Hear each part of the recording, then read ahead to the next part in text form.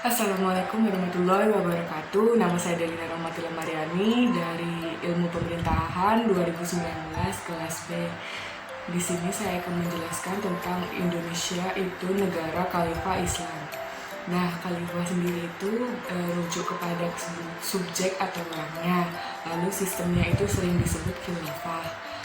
Khalifah itu artinya adalah pemimpin atau pengganti.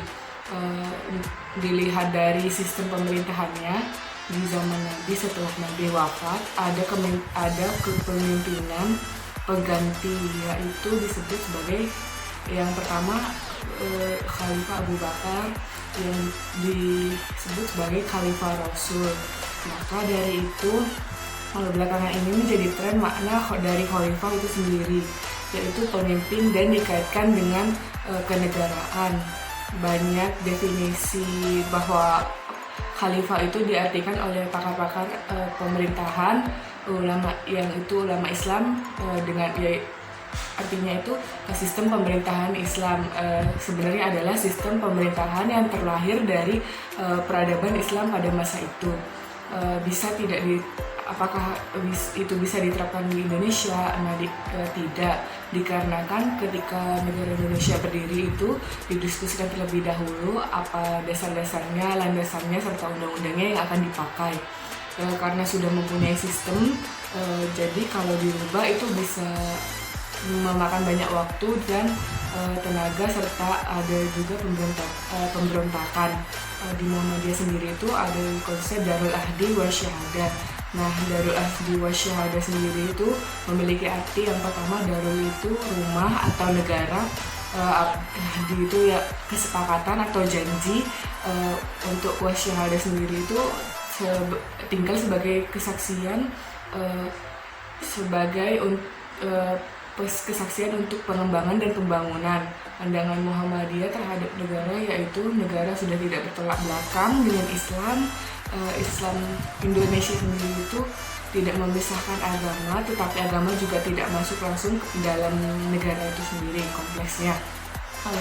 Muhammadiyah tidak mengusulkan ide khalifah,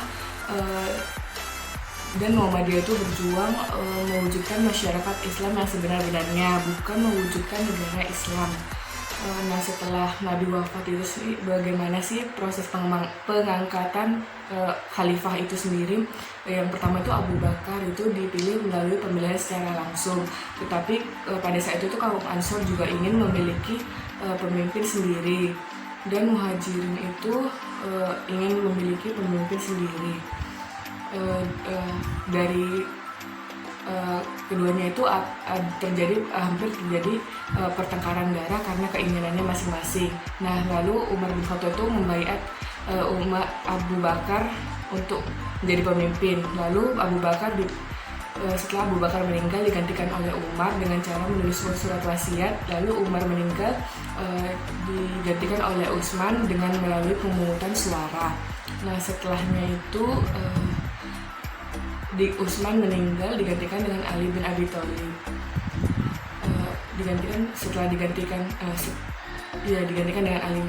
Sistem khalifah ini tidak wajib digunakan. Islam tidak betul-betul mengatakan bahwa khalifah ini aturannya begini dan begini. Tetapi ketika keadilan dan kesejahteraan yang terjamin di dalam negara itu sendiri, itu bisa disebut dengan Islam. Yang difokuskan itu kepada prinsip-prinsipnya daripada yang lainnya. Banyak juga pakar-pakar tata negara itu berpikir ada Darul Islam dan Darul Kahfi. Nah, Darul Islam sendiri itu seluruh hukum yang ada itu di dalam hukumnya itu Islam yang berdasar kepada Al-Quran dan Al-Hadis. Kalau Darul Kahfi itu yang sebaliknya. Jadi pada zaman Rasulullah, pada kehidupan Rasulullah di Madinah itu apakah bisa dijadikan potret sebagai khalifah? Madinah dengan siklus kenegaraannya itu ijtihad dari Nabi Muhammad sendiri. Untuk sistemnya tidak harus diikuti, tetapi konsep jalannya itu bisa diikuti. Sekian penjelasan dari saya. Apabila ada kekurangan mohon dimaafkan. Wabillahi taufiq wal hidayah. Wassalamualaikum warahmatullahi wabarakatuh. Terima kasih.